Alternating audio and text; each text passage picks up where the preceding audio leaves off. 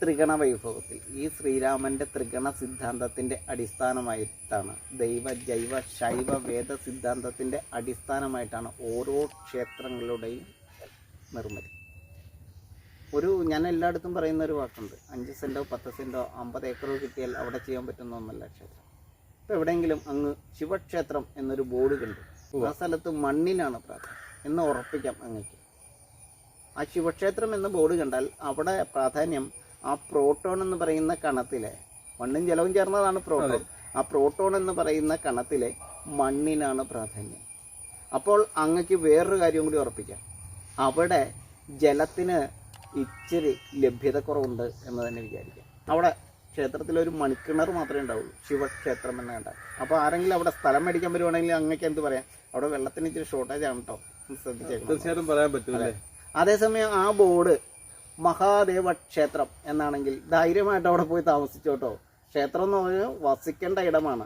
ഒരു മഹാദേവ ക്ഷേത്രത്തിൻ്റെ ബോർഡാണ് അങ്ങ് കാണുന്നതെങ്കിൽ അവിടെ അങ്ങക്ക് 100% ഉറപ്പിക്കാം, ഈശാന കോണിൽ ഒരു തീർത്ഥക്കുളം, മണ്ണും ജലവും ചേർന്നിരിക്കുകയാണ്, സമാസനം.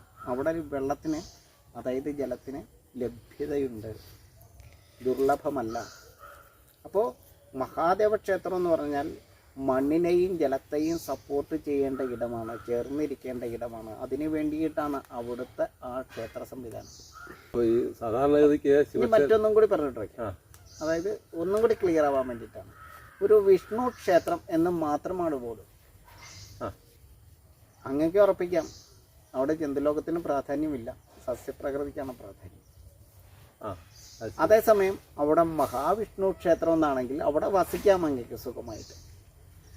കാരണം അവിടെ മഹാവൈഷ്ണവ ശക്തിയായിരിക്കുന്ന, അതായത് സസ്യലോകത്തിനും ജന്തുലോകത്തിനും ഒരുപോലെ പ്രാധാന്യമുള്ള ഒരു ഇടമാണ്. അത് പ്രാധാന്യം കൽപ്പിക്കേണ്ട ഒരു ഇടമായതുകൊണ്ടാണ് ആ ജൈവശക്തിയുടെ 2 ഭാവങ്ങളായിരിക്കുന്ന ഈ യുഗ്മ സഞ്ചാരം ചെയ്യുന്ന സസ്യലോകവും ജന്തുലോകവും ഒന്നിച്ച് വസിക്കുവാൻ യോഗ്യമായിട്ടുള്ള ഇടമാണ്.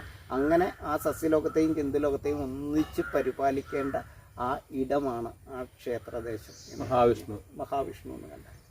ഇനി സുബ്രഹ്മണ്യൻ എന്നാണ് ബോർഡ് കാണുന്നത്, അതൊരു മൗണ്ടിൻ്റെ മുകളിലാണ് എന്ന് 100% അങ്ങക്ക് ഉറപ്പിക്കാം.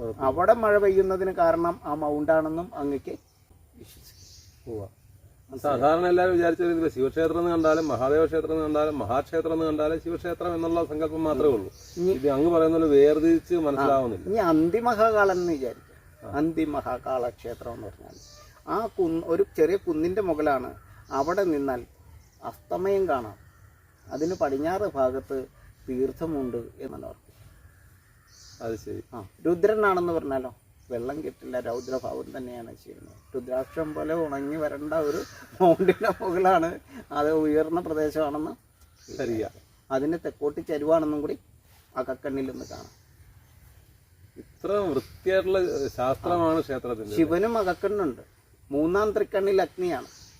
നമ്മൾ വെളിച്ചത്തിലേക്ക് നോക്കുന്ന നമ്മുടെ കണ്ണുകൾക്ക് കറുത്ത കൃഷ്ണമണിയാണ് ഈ പ്രകാശത്തിലേക്ക് നോക്കുവാനായിട്ട്. അജ്ഞാതമായിരിക്കുന്ന കാര്യങ്ങളിലേക്ക് നമുക്ക് അകക്കണ്ണ് കൊണ്ട് നോക്കണമെങ്കിൽ ഉള്ളിൽ എന്ത് വേണം? ആ അഗ്നിയുടെ പ്രഭ വേണ്ടേ? വേണം. ജ്ഞാനത്തിൻ്റെ പ്രഭയിൽ നിന്നാണ് അജ്ഞാതമായിരിക്കുന്ന കാര്യങ്ങളിലേക്ക് നമ്മൾ നോക്കി ആ അജ്ഞതയിൽ നിന്നും നമ്മൾ തപ്പി, ആ അജ്ഞാതമായിരിക്കുന്ന കാര്യത്തിൽ നിന്ന് നമ്മൾ എന്തിനെ തപ്പിയെടുക്കുന്നത്? ജ്ഞാനത്തെ കണ്ടെത്തുന്നത്. ശരിക്കും കണ്ണിൽ, അകക്കണ്ണിൽ ആ വെളിച്ചമുണ്ടെങ്കിൽ, ഉള്ളിൽ ആ വെളിച്ചമുണ്ടെങ്കിൽ മാത്രമാണ് നമുക്ക് അജ്ഞാതമായിരിക്കുന്നതിനെ കണ്ടെത്തി നമുക്കതിനെ മാറ്റം വരുത്തുവാൻ കഴിയും.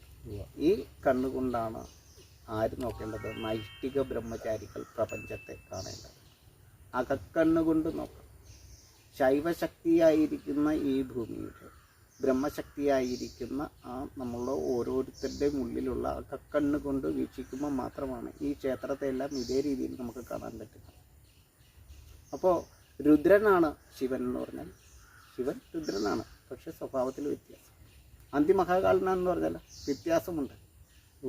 മഹാദേവനാണെന്ന് പറഞ്ഞാൽ വ്യത്യാസമുണ്ട്. ഈ പരമശിവനാണെന്ന് പറഞ്ഞാൽ അങ്ങയ്ക്ക് ഉറപ്പിക്കാം അത് വലിയ തീർത്ഥത്തിൻ്റെ കരയിലാണ് ആ ക്ഷേത്രം ഇരിക്കുന്നതെന്ന് വിചാരിക്കാം. പരമശിവ ക്ഷേത്രങ്ങൾ സമുദ്രത്തിൻ്റെ തീരത്താണ് ഇരിക്കുന്നതെന്ന് 100% ഉറപ്പിക്കാം. കാരണം എന്താണ്? മണ്ണ്, ജലം, വായു, അഗ്നി, ആകാശം എന്ന് പറയുന്ന പഞ്ചഭൂതങ്ങൾക്ക് ഒരുപോലെ പൂർണ്ണ പരിപൂർണാമൃതമായിരിക്കുന്ന ഈ പഞ്ചഭൂതങ്ങൾ പരിശോഭിക്കുന്ന ഇടത്ത് മാത്രമേ പരമശിവക്ഷേത്രങ്ങളുണ്ടാകൂ. പരമാണുവിൻ്റെ ഏറ്റവും വലിയ രൂപമാണ് പരമശിവൻ എന്ന് പറയുന്ന ഈ ഭീമൻ എന്ന് പറയുന്ന ഈ ഭൂമി. അപ്പോൾ പരമശിവക്ഷേത്രം എന്ന് കണ്ടെന്നാൽ അങ്ങേക്ക് ഉറപ്പിക്കാം അത് മിക്കവാറും സമുദ്രതീരത്തായിരിക്കും, അല്ലെങ്കിൽ അത്രയും വലിയ തടാകത്തിൻ്റെ തീരത്തായിരിക്കും. കാരണം അഗ്നിക്കും ആകാശത്തിനും വായുവിനും ജലത്തിനും മണ്ണിനും തുല്യ പ്രാധാന്യമുള്ള ഇടമാണതെന്ന് വിചാരിക്കും.